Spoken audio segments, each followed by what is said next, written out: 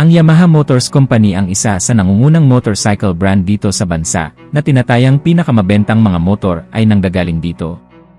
Lalo na ang mga scooter type series nito na pangmasa ang presyo, at di matatawarang kalidad ng bawat klase nito, at sa hinabahaba ng panahon ay talagang pinagkatiwalaan na ng marami sa atin, lalo na sa mga scooter type motorcycle category na Mio series, na kung saan magmula pa noon at hanggang ngayon ay patuloy ang pamamayagpag sa merkado.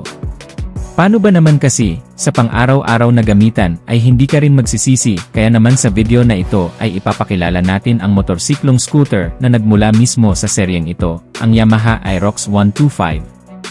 Isang na-upgrade na specs and features ang malalaman natin at kung magkano ang magiging presyo nito.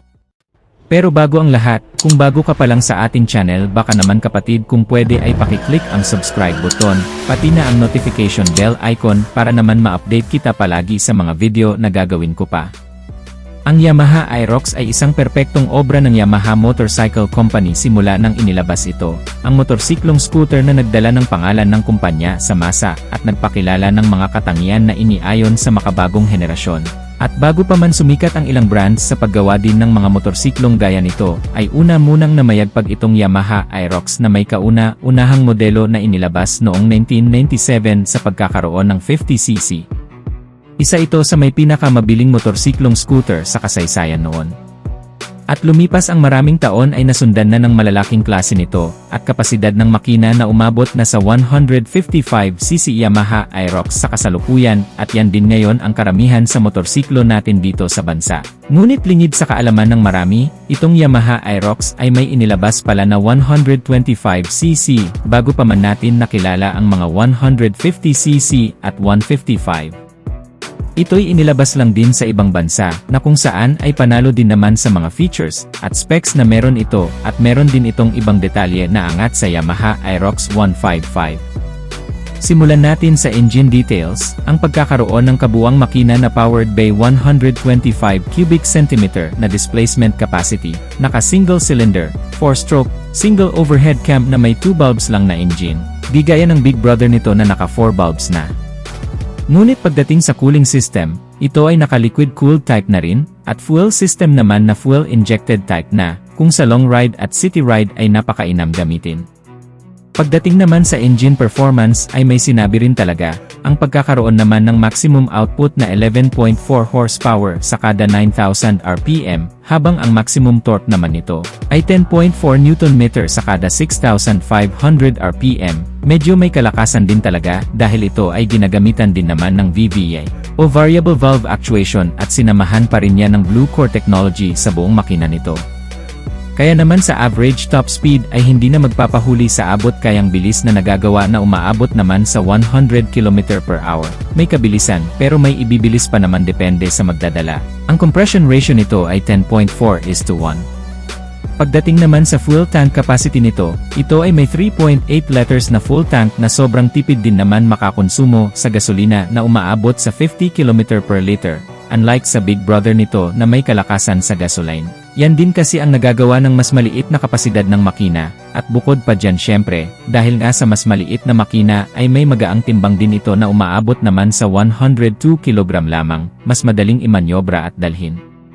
Para sa mga taong nalalakihan sa 155cc ay perfect ang motor na ito para sa'yo.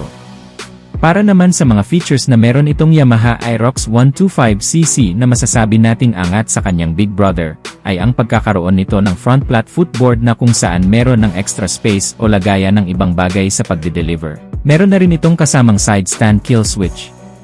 Pagdating naman sa kanyang starting system, bukod sa electric push start, ito ay may kasama ng kickstarter. Isa sa kagandahan nito, dahil kapag nalobat or hindi na mapagana sa electric push start ay pupwede mong paganahin sa kickstarter nito. At bukod pa dyan syempre, kahit papano ay malawak na rin naman ang compartment storage nito na kasya ang isang full face helmet.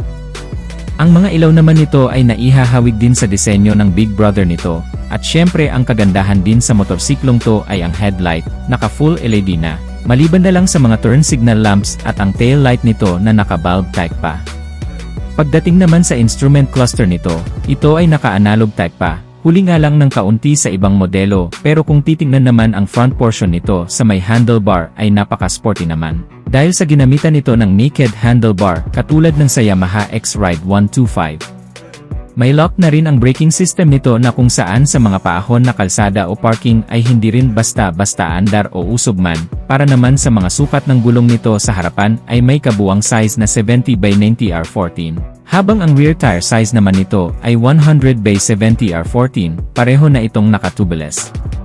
Naka-alloy wheels na rin ang mags nito, at sa mga braking system naman sa harapan, ang brake nito ay naka-single disc brake, habang ang rear brake naman nito ay naka-drum brake type pa. Para naman sa chassis and suspension, sa front ay ginamitan ng telescopic fork. Habang ang rear suspension naman nito ay naka-monoshock absorber na parang sa Honda Click na may single shock absorber lang din sa rear suspension na siguro ay dito rin itinapat ng Yamaha, ang Aerox 125cc. Sa kabuang sukat naman nito, pagdating sa kanyang seating height ay very compatible din naman sa height nating mga Pilipino na may kabuang sukat na 765mm. Ang ground clearance nito ay nasa 135mm naman. At ang kabuang presyo nito sa bansang Indonesia, ito ay nagkakahalaga ng mahigit sa 18 million rupees na kung i-convert natin sa Philippine peso, ito ay aabot lamang sa halagang 65,000 pesos. Napakamura kung tutuusin kumpara sa ibang motorcycle brand na may 125cc na motorsiklong scooter. Pero syempre, kapag dumating ito sa bansa, mas tataas pa ang presyo nito na siguro ay itatapat din sa presyo ng Honda Click 125 na 81,400 pesos. At kung pag-usapan naman ang availability nitong motorsiklong to, ay unang inilabas bago pa man ang Yamaha Inmax 155 at ang big brother nito na Yamaha Aerox 155cc nito sa merkado, at sa bansang Indonesia lamang din ito unang inilabas. Ngunit sa paglipas ng panahon ay unti-unti na ring nawawala na siguro ay wala na rin tayong chance na makita ito sa personal, dahil nga sa bentahe nito na hindi rin pumatok sa merkado doon, kaya sumatotal ay wag na rin tayong umasa. Marami pa namang mga 125cc ang Yamaha Motors, at meron din naman sa ibang brand na hindi nalalayo sa specs na meron ito at mas hihigit pa nga kung tutuusin.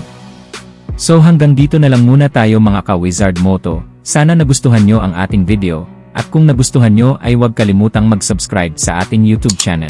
Pakihit na rin ang like button bilang suporta sa ating channel, at huwag din kalimutang mag-follow sa ating Facebook page. Maraming salamat sa walang sawang pagsuporta mga ka-Wizard Moto. Ride safe as always and God bless.